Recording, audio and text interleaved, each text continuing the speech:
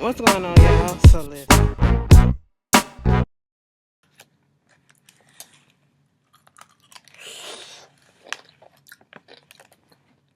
It's so tart and it's so tangy. Let me tell you something. I'm so sorry. I've been craving a pickle. Bitch, am I pregnant? Okay, no, no, stop playing. Y'all know damn well. Anyway, Real Housewives of Atlanta. Season 11, episode 9. First, before we get into this, it's called A Mother's Love. I'm really just really disappointed in Bravo because I really feel like it's an agenda to get Married to Medicine off the air because Married to Medicine didn't come on this Friday. First of all, you had it on Sunday, then you moved it to Saturday, then you moved it to Friday. And then you didn't even put the second part of the reunion on. We could have been done with it this week. You know what I'm saying? You didn't put it on Friday when you said you were. So now it's coming on next week. And that's kind of fucked up. Okay. It's like y'all really want this show to get off the air. And it's messed up because people don't know what time, what day, is it going to come on. But you can put this on at the regular time. I just found this fucked up. You know what I'm saying? Y'all know I like the show, but whatever. I just had to get that out. But moving on from that. So this episode, we seeing and they're like Shamari, got her mother down there playing with the kids, and it was a cute little scene with Eva, with Michael and her daughter. They sitting there saying grace, and all of them saying I'm grateful. I was like, oh, that's cute, whatever. But then we get to Porsha. Okay, well, Todd and Katie, they getting old lady game placed together. Um, Cynthia getting ready for Noelle, get ready to go, and all that stuff. We'll get on that in a second. So, what's been going on with Porsha? She's laying in the bed and she can't move, and he trying to Dennis up there trying to rub her stomach, and she not sure if Dennis supposed to be rubbing her stomach and all that. And at this point, we don't know what's going on with her. She think it's gas. She think the baby got gas and is putting all up inside her, and so therefore that's what's going on to her. And I said, first of all, the baby is like this. It ain't even fully fucking developed yet, okay? But, if that's what you want to feel for comedy purposes, go ahead and do that. But she probably do got gas, and if I was him, I still would go to the doctor and check that shit out. But then again, she probably do got gas. Let me tell you something. Having gas, especially in the wrong places, that shit will fuck you up, okay? That shit will take a grown man down, all right? I'm just saying, bitch. My granddad used to get gas all up in his back all the time, and he used to just cripple his ass. I'm like, God damn, dude. But, it is what it is. And so she said usually Dennis goes downstairs when they wake up in the morning. He goes downstairs and fix breakfast, and that'd be the time that she poop, you know. And at this point, Dennis didn't do that. He was sitting there playing with his emails and all that stuff. So she was like, damn, I wish he'd just go. So maybe it got trapped up in there. And Lauren was like, bitch, you been holding the gas too fucking much. Okay, that's what it is. So now I said, fuck you, and it's staying up there. But it was a cute little scene. Moving on from there, we get Cynthia. She's about to throw this little small shindig for Noelle. If my tongue is red, I just got through eating a little bit of these Cheetos. Bitch ain't supposed to have it, but it's my cheat day, so whatever. But anyway, having a little shindig, get together with her assistants, her mom, her sister, family, friends, and stuff like that. And they're about to send Noelle off. This is before she goes to college, and she leaves in a couple of days. And, Cynthia was saying how Noelle was just feeling like she ain't want to go. And she was like, part of her was saying that she didn't want to go because it's the first time that she's going to be fully without Noelle. And she's asking everybody else that, how did you feel when you was getting ready to go to college? Were you nervous? And the guy that heads her Bailey agency was like, no, he was ready to go. Mallory was like, she was depressed for a whole year when her daughter left, and then her mama was saying how she was depressed when Cynthia left, and she was pissed off when Mallory left, and shit like that. And so at this point, she went upstairs to go check on Noelle. Noelle come to the door. Mind you, she was still up in the bed, ain't got ready or nothing. And she just have a full mental breakdown. Like, mama was scared. And that's just how it be. You're leaving the nest. So I'm not, you can look at it as her being a little bit codependent, too codependent on her mom or whatever. But I feel as though this is a natural thing that happens, that you get that little fear, that little anxiety, because now the real world is about to hit you and you are about to be looked at as an adult, and you have to fend for yourself. You can still rely on your parents and stuff, but they're not going to be right there right then and then solving each and everything for you. Okay, you're going to a whole nother state, and you're doing things on your own, and this is going to force you to grow up. And I guess the reality of that is just hitting her, and that what happened. And it was a sad but touching moment, because a lot of people have gone through that, especially when they going through college and they going out of state. They probably won't show it then, but as soon as they parents leave, they have a little breakdown. But she said, Cynthia was like, this time she really don't know what to do in the situation. And I was like, that's kind of crazy. Child, that's why I can't have kids, because I'd be like, bitch, you ain't going nowhere. I probably do. See, that's fucked up, because my mama, and let me tell you something, I probably would have had the same reaction if, I did go to college out of state. I probably would have had the same reaction, no lie. So, that's why I can understand where Noelle is coming from. So, Noelle was basically like, she want everybody to go. First of all, girl, that's sad and everything. I feel where you coming from, but Cynthia, you still got to push up out the nest, okay? Because one day you just got to go, okay? You just can't keep babyfying these little motherfuckers like that. But granted, I get where you coming from, but Cynthia has to also gain a bigger backbone herself when it comes to things in her own household as well. And this is one of those, okay? Why did I eat those Cheetos? Now I'm finna be... I just look a goddamn mess. Like, fuck it, we family. This the last video of the new year. Y'all want to say some shit. Cheeto bitch, Cheeto this. Shut the fuck up, okay? Y'all say it. Anyway, it may not bother y'all, but it's bothering me. I'm finna go brush my tongue in a second. But, moving on from that, she wanted everybody to leave, baby. I'm not finna tell, okay, y'all can eat the food and y'all can chill out. This ain't, I tell Nene, don't come over, but you can come chill or whatever. But, she told them to leave. I mean, they weren't bothering nobody. They could have finished their food and shit like that. But whatever. She calls Nene, and Nene was just telling her she gonna have to get out. Okay, you gonna have to let her go. She gonna have to get her ass up, and she gonna have to go. You gonna go to school, and then once you get there and you get situated, you're gonna be a little homesick, but then eventually it's gonna be like, oh, what was I fucked up about? It's a lot of people here that I never knew about, and I'm learning different things and things like that. Meanwhile, Nene at her boutique trying to call Brent to bring his ass down there, because Brent don't want to go to school. So she like, this motherfucker got to do something, okay, or else you will be going to school, but you're not gonna just be lounging around my house and not doing nothing, okay? Then we have Candy and little Ace. Ace look just like Riley, okay? Ace look just like Riley and Candy. They go over there to Mama Joyce's house. Candy, how you been? She was like, so Mama, you been vacationing? They said that you been walking like miles and stuff. Yes, girl. I was walking like 63 miles the other day, I said, okay, Mama Joyce, get your workout in while you vacation and stuff. And then, so at this point, the issue that's going on at hand is the fact that Todd and Mama Joyce have not really been talking to one another. And according to Mama Joyce, it's Todd that's not talking to me. And I said, why is that? Because, last year she said to Porsha that, Candy married the lemon and turned the lemon into lemonade, okay?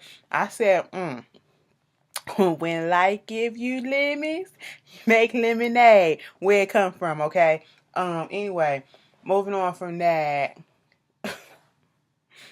Kid like, Mama, you told him that he was a lemon. That's basically what you said. You called him a lemon. You just set y'all back into the place that y'all did not want to be or should not be. Well, technically speaking, I'm just saying, you're not a lemon. How can you be a lemon and make lemonade? Okay, so the person that you with got to be a lemon too. And then that person make the lemonade. I'm not saying that he was a lemon. I said, girl, yes you are. She was going around the corner, okay? And I said, you called him a lemon. And you said Candy is the one who made the lemonade. Candy was like, granted, he was making 6 figures too, okay? So he cute. He was making 6 figures of his own and all that shit. And she was like, but you was making 7 or 8 figures, so it is what it is. I said, girl. She said, ain't nobody counting nobody's money. Why are you always counting somebody's money? I'm not counting nobody's money. At least they not counting mine. Because, girl, what money you got besides Candy? I said, Mama Joyce, get out of here, still being a mess. So Shamari mama, she was over there, was like we said, and see, I told y'all a little bit better, right? it was annoying the fuck out of me. Okay, I'm pretty sure it was annoying the fuck out of some of y'all. Cause y'all know the shit. But moving on from that, Shamari mama come over helping out with the kids. She said her mama is an OBGYN assistant and she been that way for a while. And very successful woman. When she was younger, she had 3 kids and she worked 3 jobs, I believe she said. She worked a lot to take care of her kids because when they was younger, they did go through a divorce. She wasn't with the father of her children anymore. And so they had to go through their situation. She had to do what she had to do. Okay. And, at one point, Shamari, her mom was like, I wish I would have done things a little bit different with you guys. Hindsight is 2020 because Shamari said, there were some occasions where I had some questions, but I had to figure them out myself because you wasn't there. And she said now that she's a mother, she sees what she had to go through and understands it a whole lot more. And they had a little bonding session. Baby, when she said, the mama came out her mouth and said, so who the hell for that called me a bitch? She was like, fuck that. Them fucking fighting words, okay? She was like, you ain't got to worry about her. All right. I said, you know what? Shamari said that bitch got a whole bunch of mugshots, okay? You ain't got to worry about that hoe. I was like, you know what? I likes the mama. She said, because bitch, where I'm come from, that shit is fucking fighting words. I said, what you finna do? Mama was about to pull out a razor. She was ready, all right? But that was a nice little scene. Moving on from there, we get Noelle and Cynthia. It seems as though Noelle has calmed down a little bit more. And they FaceTime Leon. And Leon was just giving her that tough love. You gonna take your ass to college, bitch. I'm paying for this shit. You gonna take your ass to college, okay? But, it was good to see her in better spirits. Sometimes you just got to get that initial cry out, have a couple of cry sessions, and then, go about your day, okay? It be like that. So either it's going wedding dress shopping and she was going to have she was going to have Nene come, to help her out. She feels bad about, leaving Nene out of the bridal, the bachelorette party or whatever that she had in Miami. And so she felt as though Nene was trying to get back at her because not only did Nene show up, she showed up with Marlo. And Nene's whole thing is fashion, so that's why I brought her here. I mean, Marlo is hit or miss for me in her fashion. She be doing it sometimes and sometimes she don't. Y'all put too much emphasis on her fashions, whatever. But I'm not a fashionista, so who the fuck am I to say? So they sitting there, drinking a little drink, whatever, their little champagne. And Marlo was like, okay, I need to see the fashions. I need to see what it is. So to get one dress, she said, girl, I like the lace at the top, but it's so primey or whatever. Then there's another one. She was like, this is cute or whatever, whimsical. Then it was the last one. She was like, the only thing that I need you to do right about now is to lose 10 pounds. I said, bitch, you got your nerves while you sitting there and them pants are literally cutting into your thighs. Like they creasing at parts where they should not be creasing at. Nene got her ass together, bitch. Your ass can lose some fucking weight too, bitch. You up here eating cakes, going to the store, gas station. Not the store, but to the gas station, bitch. We went to like 3, 4 gas stations just to go find some goddamn pickles, bitch. Them pickles that I was eating before, girl, it was that fucking serious. Because they don't sell it in the stores like that unless it's Walgreens in the hood, bitch, okay? Fucked around, went to a white gas station. I said, bitch, why the fuck I come up in here and thinking that they gonna have it in there? No, sure enough, they didn't. Probably don't even know what the fuck a dill pickle in the bag is. Moving on from that, it was really nice to see. They joked it off and, they had a good time.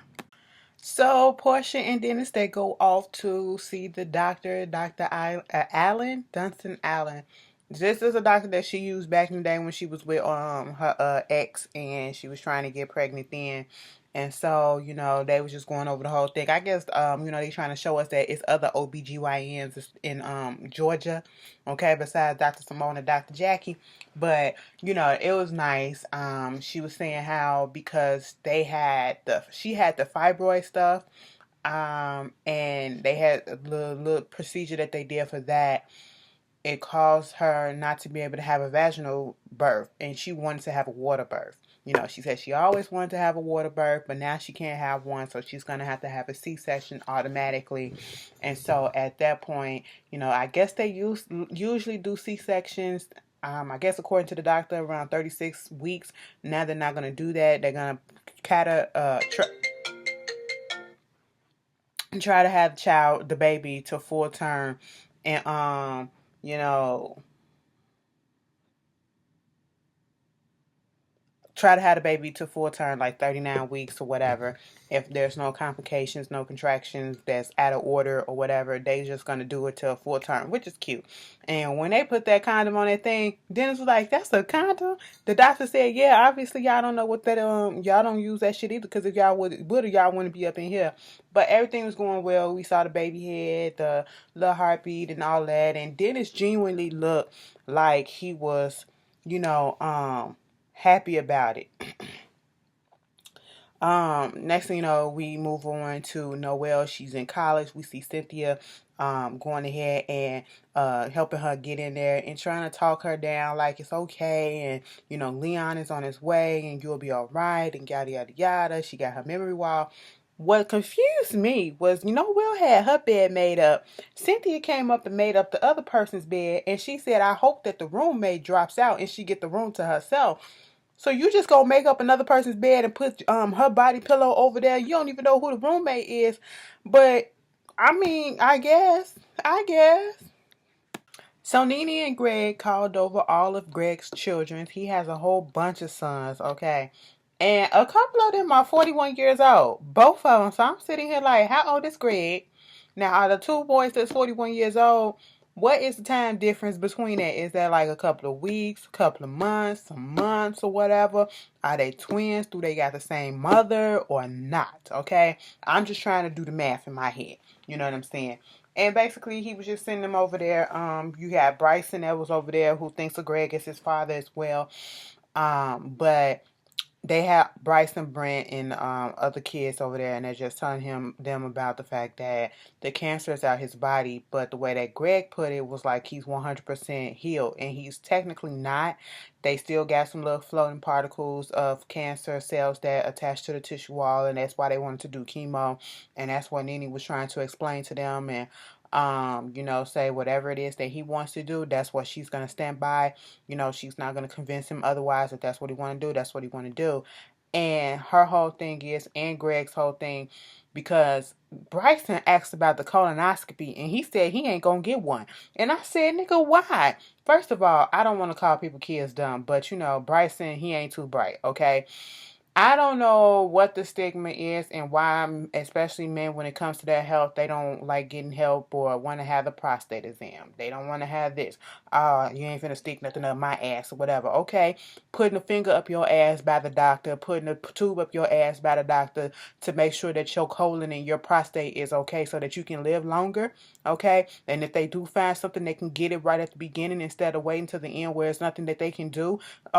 Get over it. Get over it. This is fucking life, okay? Get that fragile ass masculinity bullshit out of here. I ain't saying that's what Bryson was going through, but that's what happens with a lot of men, okay? Especially a lot of black men. I just don't understand it. Like, come on.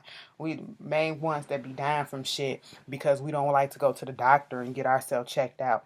But moving on from that, Gregg was like, you have to go ahead and get it done because y'all got kids, y'all up in age, and he waited too late to get his done, and that's why he had what he had. I was like, this is a life lesson. This is a lesson that needed to be learned. Moving on from that, Candy took Mama Joyce to go see the new old lady game, and Todd was there and explaining all the stuff. And so we gonna fast forward. They sit down. I guess the other aunt's supposed to be there, but they got there early so that Todd and Mama Joyce can sit there and talk. So Todd, what I wanted to tell you is that when I said the comment about the lemon, it was just saying that I was like a lemon tree and I got a lemon and then you another lemon. And then these lemons came together and you can make lemonade. The whole time Candy is sitting there like, bitch, you don't make no sense. I ain't calling her a bitch, but mama, you don't make no goddamn sense, okay? Could we get off the lemons? This ain't Beyonce. Lemonade came and gone. You ain't doing it right, okay? Whatever it is that you're trying to explain. I said, mama, why are you lying? Why are you lying to this man? Could you please just be honest and say that you did not fuck with him at that moment? And Ty was like, his whole thing is, you said that to Porsha knowing damn well that Porsha and Candy was in a fucked up space and they were not speaking. And then you've done this plenty of times where, you know, I had to see Candy and her feelings over some stuff that you did.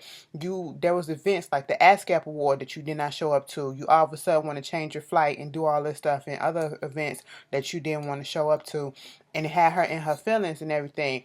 And, you know, they talked about that, but at the end of the day, I was about to call her Lady Joyce. Mama Joyce was like, I like you, okay? And I see the way that, you know, you treat Riley as if she's one of your own. And for me, as a grandmother, that just warms my heart, okay? And I want you guys to stay together forever and just do the damn thing, because that's what y'all doing, the damn thing. I said, girl, okay, we gonna leave it at that.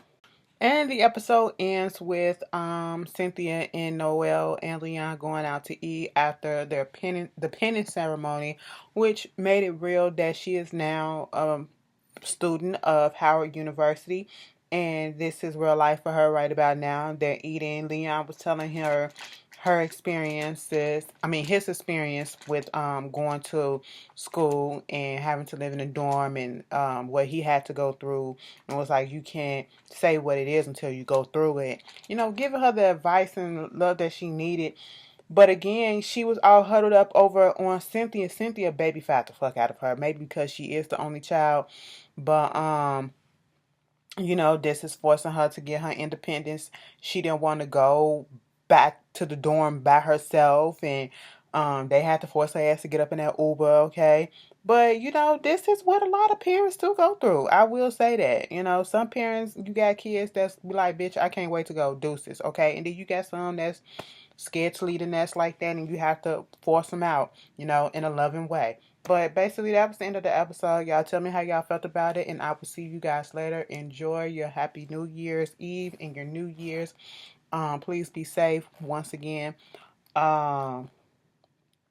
If you need Lyft, please get a Lyft. If you need an Uber, please get an Uber. Please, please, please. No drinking and driving. No being high and driving either, too.